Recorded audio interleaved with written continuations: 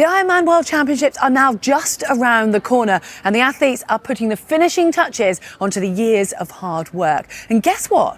One of them is giving us a behind-the-scenes look into their training. Yep, we are going to be getting an insight into how pro triathlete Fenella Langridge is preparing for Kona.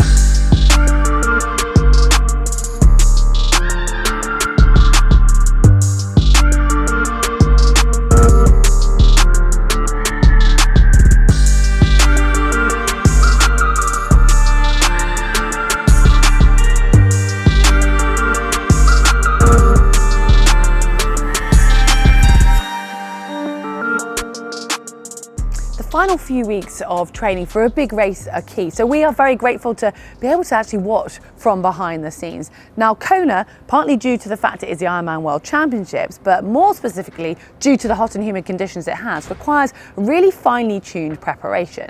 Now Fenella is heading to the Big Island for the very first time, so I'm curious as to how she's tailoring that preparation and what her expectations are. Okay, so what are your feelings and your expectations as you're heading into your first Kona? I don't know, it's a really tricky one. I've always wanted a race there. It looks like, it's such an iconic race. Like ever since I started doing the long course, it's been one of those races that I've been thinking about, I want to do. It's been there in the back of my mind.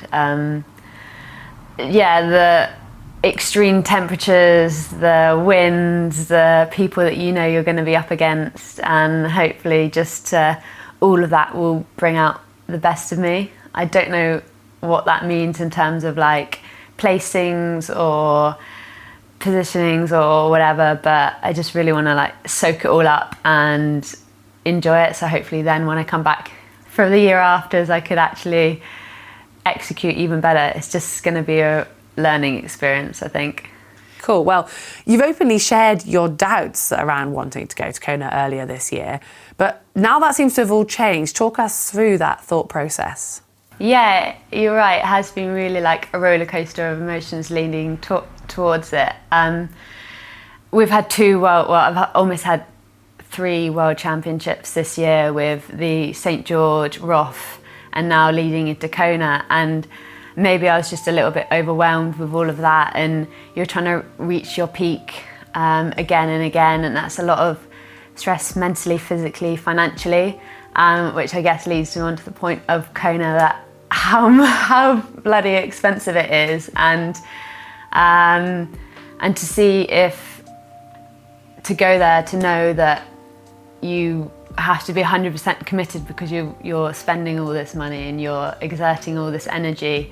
So yeah, after Roth, I probably wasn't all in on Kona, and I was umming and ahhing, and I had to do a lot of, not soul searching as such, but just like really think about why I do this sport and why I want to be at Kona. And yeah, after speaking to people around me, like that flame got lit again, and I realised that I want to be racing the best and in this iconic place, and you don't know when your last opportunity to race will be. You don't know what's going to happen next. So while I've got this opportunity in front of me to race Kona, which is exciting in itself, and to race the girls that I know I'm going to be up against in the form that they're in, is so exciting, and I want to race the best and be up there with them. So hopefully this, 8 weeks, 7 weeks time, yeah, I'll be there towing the line. Obviously Kona is known for its unique and its harsh conditions, and you've never been. How do you think you're actually going to fare, and how are you expecting your body to react to that?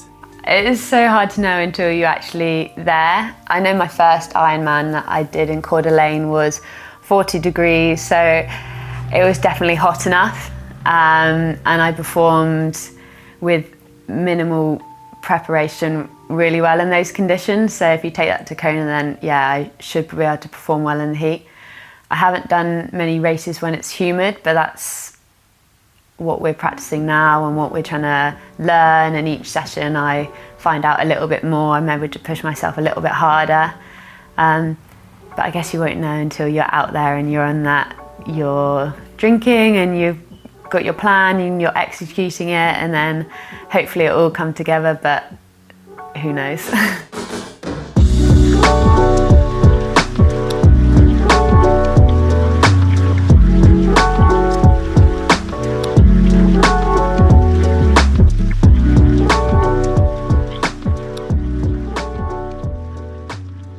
And more about your preparation. What have you changed in your training and in particular your setup? Yeah, so at home we've created a kind of heat humidity chamber. So just a quick trip to Screwfix and get some plastic to wrap around our room to increase the humidity and the heat to hopefully mimic, or as much as we can in the cheapest way possible, the environments that Kona will be. So ramping up to like 90% humidity and getting the heat in the high 20s. Most of our sessions have been humid, and then some we might ramp up the heat a little bit more, and then introducing it a little bit more for the last 3 weeks. And then we go to Texas and the woodlands, where it's notoriously hot and humid, and same climate as Kona. So we'll be there for 3 weeks prior to Kona, and then Kona for a week. So doing as much as we can as financially best way we can to get ourselves physically ready in terms of like the environment and stuff like that, and then hopefully the training that we do day to day, if we can just keep repeating that, I guess like everybody else, then we'll be in good shape. I think the worst thing we can do now is overcook it. I know I'm fit. The races have shown it the last few months, just got to get there healthy, happy and ready to go.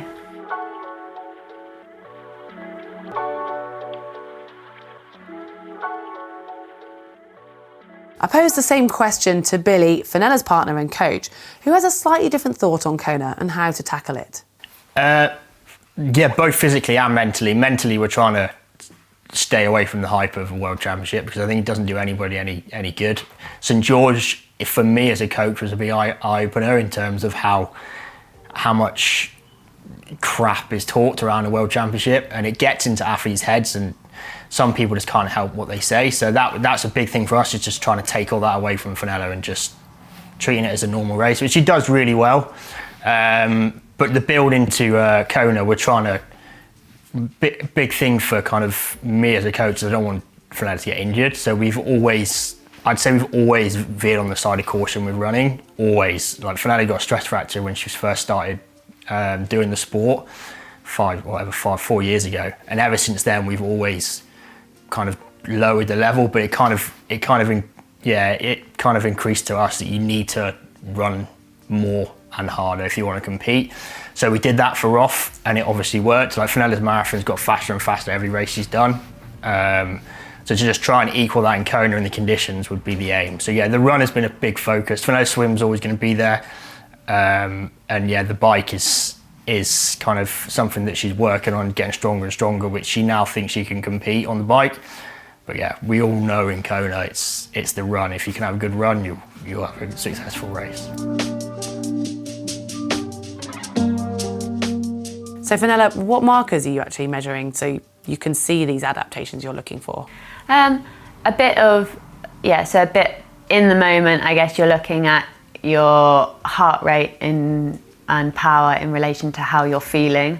So initially, yeah, it did feel a lot harder than the numbers that were showing, but as the weeks have gone on, it slightly got better. I've noticed I'm just sweating a lot more, which also need to consider how I'm recovering. So just making sure that I'm then drinking enough and replacing the electrolytes so that then you are recovered and then you sleep better.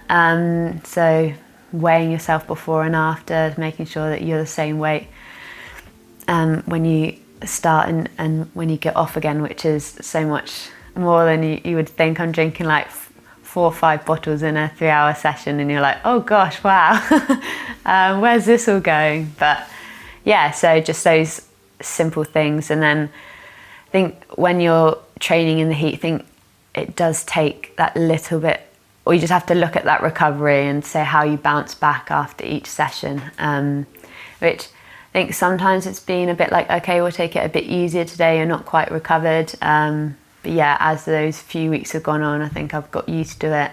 And yeah, I've been able to hit a normalish week back to back, which is good. Okay, and what about the race itself? I imagine that the non-wetsuit swim is going to play to your strengths, but what are you expecting from the race dynamics? It's really salty.